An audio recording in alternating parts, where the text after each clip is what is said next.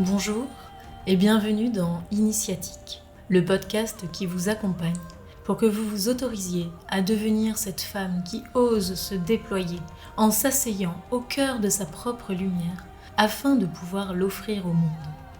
Je m'appelle Julie Edzemé et depuis plus de 10 ans, je suis facilitatrice de cercles de femmes et thérapeute travaillant avec le subtil.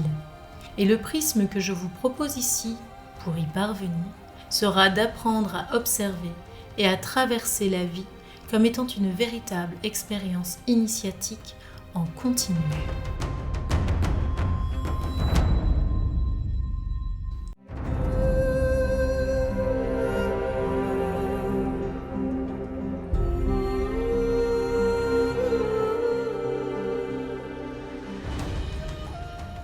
Bonjour et bienvenue dans Initiatique, le podcast qui vous accompagne pour que vous vous autorisiez à devenir cette femme qui ose se déployer en s'asseyant au cœur de sa propre lumière afin de pouvoir l'offrir au monde. Je m'appelle Julie Edzemé et depuis plus de 10 ans, je suis facilitatrice de cercles de femmes et thérapeute travaillant avec le subtil. Et le prisme que je vous propose ici pour y parvenir sera d'apprendre à observer et à traverser la vie comme étant une véritable expérience initiatique en continu.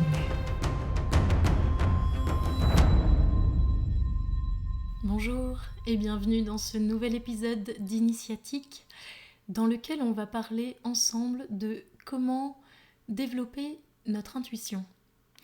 Et cet épisode, à mon sens, il est complètement relié à l'épisode précédent dans lequel je vous donnais toutes les manières que moi j'ai de me connecter à plus grand que soi. Parce que pour moi l'intuition c'est vraiment une capacité alors qu'on a tous apparemment, ça c'est ce que j'entends et je pense que c'est vrai, de pouvoir savoir, de recueillir des réponses qui sont d'une justesse sans faille. C'est le fait de se mettre en lien avec les volontés de notre âme et peut-être de notre essence de manière beaucoup plus grande et large. Et je relie du coup le fait de se connecter à son intuition et de la développer, de la muscler au fait de se connecter à plus grand que soi parce que je pense que il y a là la clé la plus importante en fait. Plus, moi c'est ce que j'observe dans mon expérience, dans mon quotidien, hein, mais plus je me connecte de manière régulière et qualitative à plus grand que soi, à plus grand que moi, et plus je vois que j'ai des fulgurances d'informations dans mon quotidien. Et ça peut être des choses très importantes comme, je sais pas, à un moment donné, je me posais, là, il n'y a pas très longtemps, beaucoup de questions sur mon parcours professionnel, parce que ces derniers mois, ces dernières années, je suis allée dans une autre voie que celle que j'ai expérimentée jusqu'à présent, qui était d'exercer en tant que sage-femme et en tant que thérapeute, parce que je ressentais le besoin de pouvoir toucher, impacter positivement des groupes plutôt que d'être dans du one-to-one, ce que je faisais en tant que sage-femme ou en tant que thérapeute. Et du coup, j'ai poursuivi mes études. J'ai fait un Master 2 en santé publique, en gestion de projet en santé publique. Et ça m'a amené à exercer des postes qui, à la fois, étaient connectés au fait de m'intéresser au bien-être ou au mieux-être des personnes autour de moi, mais qui avaient une autre signature vibratoire, je dirais, que le fait d'être sage-femme ou thérapeute. Et en fait, je me demandais de manière très insistante quelle était ma voie? Est-ce que réellement dans ce type de métier j'étais sur ma voie? Et pourquoi j'avais choisi ce type de métier? Et en fait, je me suis à ces moments-là connectée de multiples manières à plus grand que moi, plus grand que soi, pour avoir des réponses. Et j'ai eu les réponses. Et ça a été tout un processus, hein. Ça n'a pas été un jour assise pendant que je buvais mon thé, paf, tout s'est écrit. Non, ça a vraiment été un processus où j'ai eu une première réponse. Et quelques semaines plus tard, j'ai eu une deuxième réponse qui est venue parfaitement compléter la première. Et puis là, dernièrement, j'ai eu une autre clé qui vient clôturer ma réflexion à ce sujet-là et me dire, eh bien non. En fait, effectivement, mon intuition, mon petit doigt me disait que j'étais peut-être pas forcément sur mon alignement en exerçant ce type de poste, de métier, mais je sentais qu'il y avait une raison, parce que je pense qu'il y a un sens à absolument tout ce qu'on vit et à absolument tous nos choix. C'est pour ça qu'une fois je vous disais que je pense que le libre arbitre humain n'est pas aussi large que ce qu'on peut entendre des fois, et que c'est parfait comme ça, en fait. Et que si je suis allée sur ce type de route, c'est que j'avais quelque chose à comprendre et surtout quelque chose dont je devais me libérer. Et chez moi, il s'agissait d'un lien toxique que j'entretenais avec les attentes que mon père avait pu avoir pour lui d'abord, dans sa propre vie, et nourri de tout un tas de frustrations et de douleurs du fait qu'il n'ait pas pu réaliser son chemin d'incarnation. Eh bien, il a projeté ça sur moi. Et moi, inconsciemment, j'ai repris le flambeau à un moment de ma vie et j'ai repris les rêves de mon père. Et c'est ce qui m'a amené à ce type de poste, mais qui en fait n'était pas du tout aligné pour moi. La preuve en est que j'ai vécu et je vis encore actuellement un burn-out. Donc c'était bien qu'il y avait quelque chose qui n'était pas juste. Mais n'empêche que même ce burn-out était quand même juste, parce que c'est grâce à ça, grâce à cette rupture dans mon quotidien, dans mes capacités classiques, moi qui suis plutôt une fonceuse, une meneuse de projet à tout bout de champ et tout ça, eh bien là j'ai dû marquer une grosse pause dans ma vie où j'étais plus capable de rien, et à part, si ce n'est de me poser des questions et de me recentrer à l'intérieur de moi pour avoir des clés de bah tiens, comment ça se fait comment ça se fait que je vis ça maintenant en fait?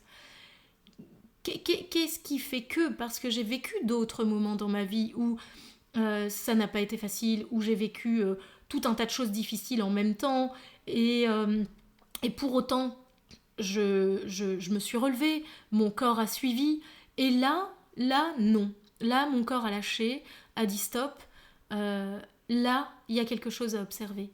Et en fait, j'ai pu voir vraiment pendant tout ce processus que le fait de me relier de manière considérable en fréquence et en qualité de présence à plus grand que soi, eh bien ça m'a permis d'avoir des réponses et donc de développer mon intuition sur ok, qu'est-ce qui est bon ou pas pour moi là, maintenant. Et c'est ce qui fait que j'ai ressenti le fait que commencer ce podcast, c'était quelque chose de juste là, maintenant.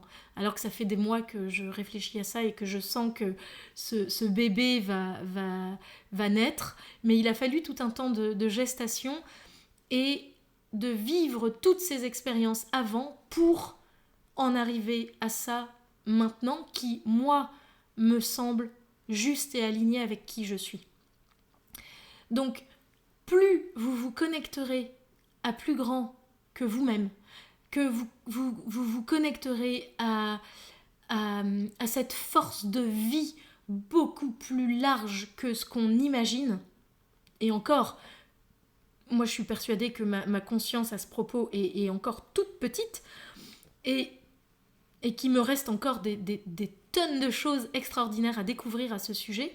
Mais déjà, de mon point de vue d'avancement, eh bien, je peux vous dire que c'est là vraiment une clé.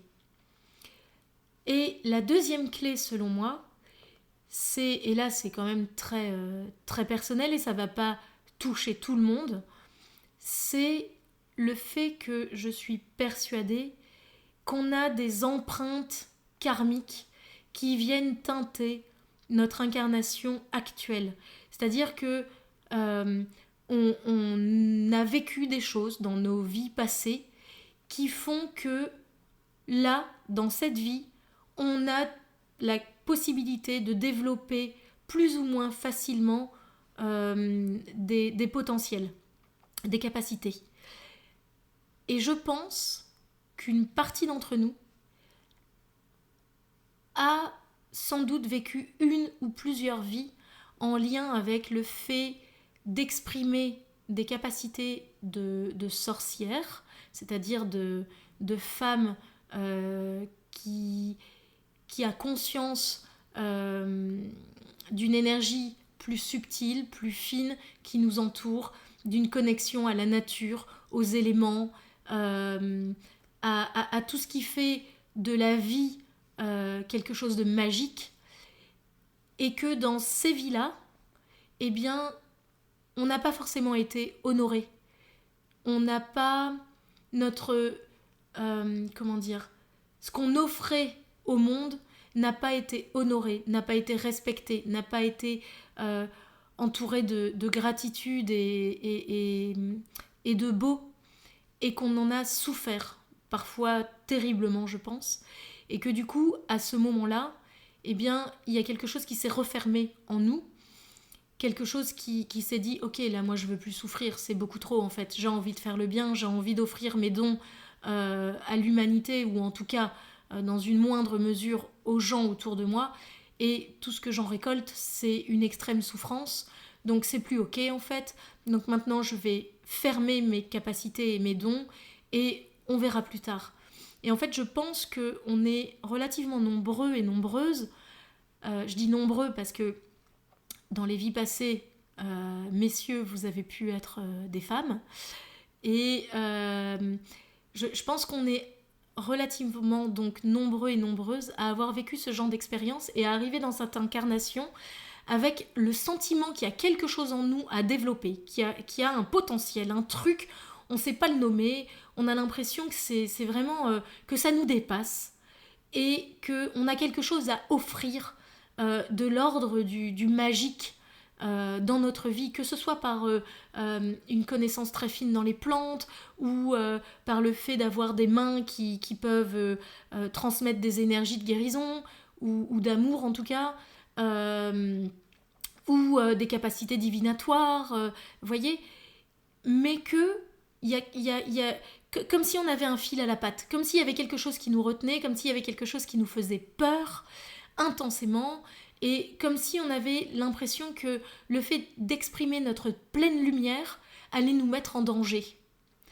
Donc si ça vous parle, je pense, parce que moi je l'ai vécu, j'ai pu prendre conscience de ça, je pense que c'est parce que vous êtes reliés à des vies passées dans lesquelles ces dons vous ont mis en danger. Et donc là maintenant dans cette incarnation, en tout cas si vous le souhaitez, et je pense que si vous écoutez cet épisode-là, c'est parce que ça vous intéresse, eh bien il y a la possibilité d'aller nettoyer ces vies passées.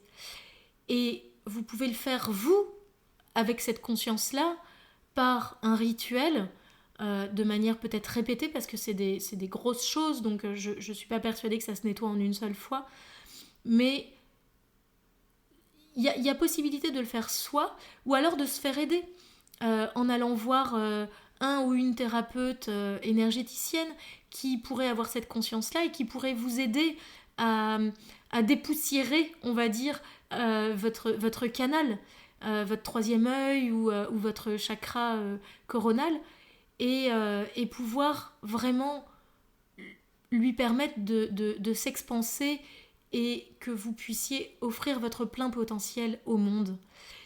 Et du coup, dans ce sens-là, j'avais envie de vous offrir quelque chose. C'est un chant qui m'est très très cher. C'est un chant. Alors, je crois que l'autrice s'appelle. Alors, j'espère que je ne me trompe pas. Je crois que c'est Anne Mélioré. Alors, ou Cécile Mélioré, quelque chose comme ça. Désolée si je me trompe. Mais cette autrice a écrit et chanté ce chant que j'ai entendu il y a des années, moi, sur YouTube, et qui m'a, je sais pas, qui m'a transpercé le cœur. Vraiment, ça a été un truc super fort pour moi. J'en ai pleuré la première fois que je l'ai écouté, et j'en ai pleuré plusieurs fois après en le chantant. Et pour moi, ce chant, alors je sais pas du tout si c'était son intention à elle, mais en tout cas, pour moi, ce chant vibre le fait de pouvoir guérir ce genre de vie passée, de remettre de l'amour et d'honorer nos capacités de sorcière. Et du coup, c'est un chant que moi j'utilise à de nombreux moments dans ma vie, dans mes rituels pour me connecter dans mon quotidien. Je m'en sers pour m'ancrer avant des soins énergétiques. Je m'en sers lors de mes cercles de femmes pour aider toutes les femmes qui sont présentes et qui en auraient besoin de pouvoir se dégager d'une couche de souffrance en lien avec des vies passées de souffrance due au fait qu'elles étaient sorcières, avec des vraies capacités de sorcières. Et du coup, je m'en sers aussi maintenant en l'offrant aux femmes qui en auraient besoin pour pouvoir développer leur intuition, pouvoir développer leurs dons. Donc, je vais vous le mettre là, à la suite de cet épisode. Et vraiment, je vous invite, si vous en sentez l'élan, de l'écouter de manière ritualisée, c'est-à-dire de ne pas l'écouter qu'une seule fois déjà, parce que je pense que c'est un travail qui demande, qui propose d'enlever des couches une à une. Donc de l'écouter peut-être plusieurs fois, et puis en pleine présence. C'est-à-dire, soyez pas en train de cuisiner là par contre en l'écoutant, mais marquez vraiment un temps de pause dans votre vie au moment où vous l'écoutez. Allumez une bougie même peut-être, reliez-vous à vos guides ou aux énergies qui vous portent, qui vous soutiennent, avec une intention. L'intention vraiment que ce chant, les vibrations qui sont derrière, que moi j'ai mise en conscience, parce que comme je vous le dis encore une fois, je ne suis pas persuadée, je n'ai pas la certitude que ce chant a été écrit avec cette puissance-là, mais en tout cas là, moi quand je l'ai chanté, c'est vraiment l'intention que j'y ai mis en chantant avec mon tambour. Donc connectez-vous à ce chant régulièrement. Et moi, ce que j'ai pu observer, en tout cas, c'est que c'est un chant de guérison. C'est un chant où, quand je l'ai utilisé sur des femmes en soins souvent, parce qu'en cercle de femmes, c'était moins spectaculaire. Il y avait des femmes qui me disaient que ce chant les avait vraiment touchées au plus profond d'elles, mais ça s'arrêtait là, dans l'expression, en tout cas, du fait d'avoir été touchée. Mais en soins, j'ai été impressionnée de voir plusieurs femmes à qui j'avais chanté ce chant parce que je ressentais que c'était le moment et la bonne personne à qui je devais offrir ça, qui se mettaient à pleurer au moment où je le chantais. Donc il y avait vraiment une libération de quelque chose qui se faisait. Et donc, voilà, je vous l'offre. Faites-en ce que vous voulez. Et j'espère vraiment, en tout cas, c'est vraiment mon intention, qu'il vous accompagnera pour pouvoir vous expanser, vous déployer vos ailes et offrir vos dons à qui en aura besoin autour de vous. Voilà. Eh bien, bonne écoute du chant et je vous remercie déjà pour l'écoute de cet épisode et je vous dis à bientôt dans le prochain épisode d'Initiatique. Si jadis je fus sorcière, porteuse de sagesse ancestrale, j'aurais voulu en être fière, sans être condamnée pour ma morale.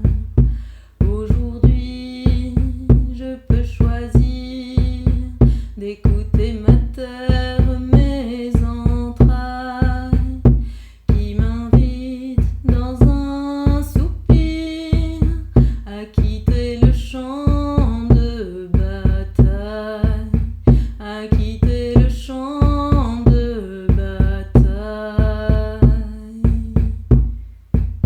Marchons ensemble, sourcière, plus forte encore, pleine de foi, porteuse de lumière, avec compassion dans chaque pas, avec compassion dans chaque pas. Je laisse couler de ma source ces larmes rouges, ces lunes. Je ressens cette ressource qui me porte à travers les dunes. Je laisse couler par mon sang cette rancœur, cette souffrance, et me replace dans le rang de ma lignée avec le cœur, de ma